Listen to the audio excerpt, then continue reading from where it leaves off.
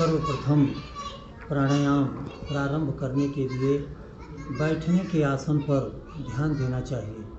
बैठने का आसन सर्वोत्तम आसन है पद्मासन।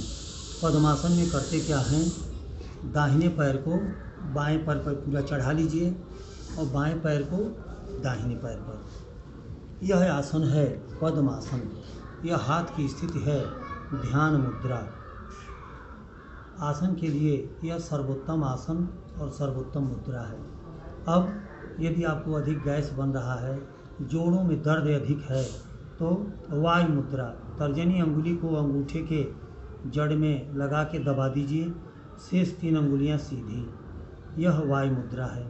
आप वायु मुद्रा ध्यान मुद्रा में प्राणायाम करें तो लाभ अधिक मिलेगा। अब यदि पद्मासन में बैठ के आसन करने में आपको असुविधा हो रही है तो उसके लिए सबसे बढ़िया है सिद्धासन। हमारे ऋषि मुनि जितनी तपस्या किए हैं सब सिद्धासन में किए हैं। सिद्धासन है बाएं पैर के ऊपर दाहिना पैर रख दीजिए, रीढ़ की हड्डी बिल्कुल सीधी। अब आसन में सर्वप्रथम 3 बार ओम का उच्चारण करेंगे।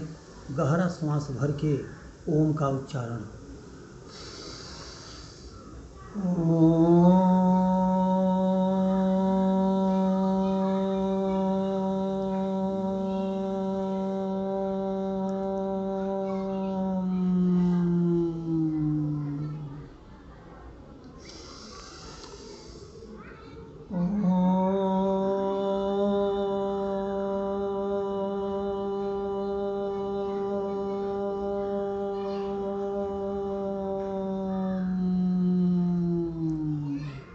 तीन बार ओम का उच्चारण।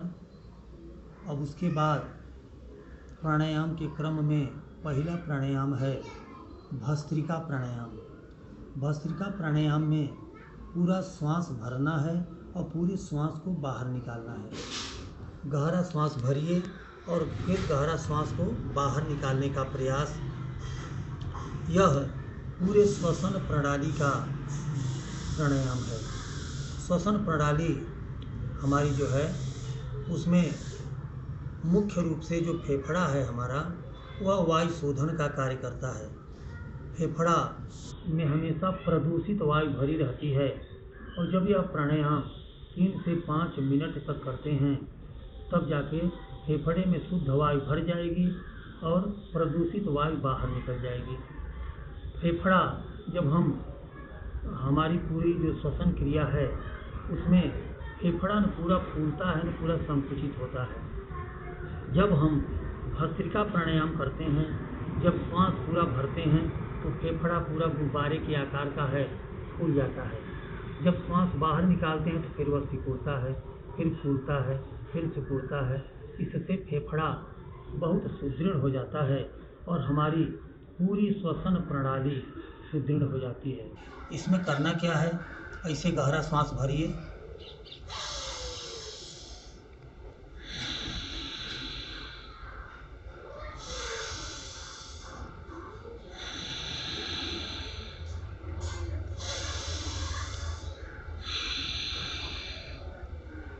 पूरा श्वास भरिए, पूरा श्वास बाहर। यही क्रिया बार बार दोहरानी है, कम से कम 3 से 5 मिनट तक। उसके बाद प्राणायाम के क्रम में बहुत लाभदायक प्राणायाम कपालभाति प्राणायाम है। कपालभाति प्राणायाम में तीव्र गति से नासा द्वार से श्वास बाहर निकालना है और उसी समय पेट अंदर जाएगा। भोजपुरी में समझाने के लिए नाक छिनकने की एक्टिंग। सबको कभी न कभी सर्दी हुई है तो सर्दी होने पर नाक को छिनकते हैं। यहाँ सर्दी नहीं हुई है और नाक छिनकने की हमको एक्टिंग करनी है। जैसे जब नाक छिनकेंगे तो उसी समय पेट हमारा अंदर जाएगा। यह कपालभाति प्राणायाम, जितने प्राणायाम हैं उसमें सब अंग विशेष के लिए प्राणायाम है, लेकिन कपालभाति और अनुलोम विलोम ये 2 प्राणायाम हमारे शरीर के अंदर किसी भी प्रकार की कमी रहने नहीं देगा। चाहे हमारी नकारात्मक सोच हो या हमको बहुत गुस्सा आता हो या हमारे अंदर छोटी या बड़ी बीमारी हो, जितनी भी कमियां हमारे शरीर के अंदर है, कुछ हम जानते हैं और कुछ नहीं जानते। यह कपालभाति प्राणायाम निष्ठापूर्वक करने की आवश्यकता है। आप करके देखिए, 1 सप्ताह 10 दिन में ही आपको इसका लाभ महसूस होने लगेगा। अब करते कैसे हैं?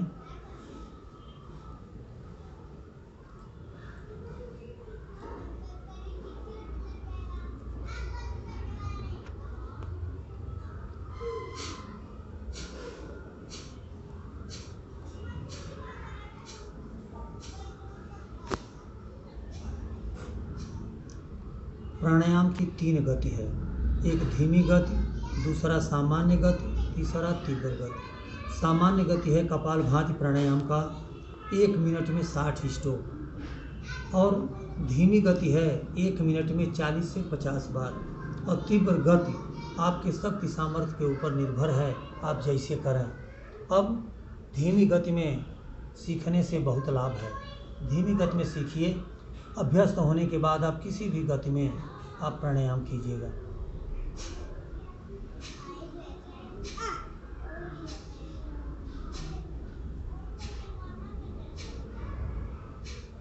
अब तीव्र गति है।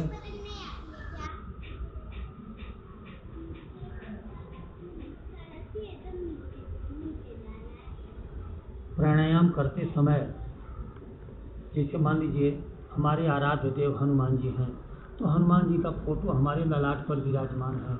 अब आंख बंद करके हनुमान जी का दर्शन करते हुए प्राणायाम कीजिए तो लाभ बढ़ जाएगा।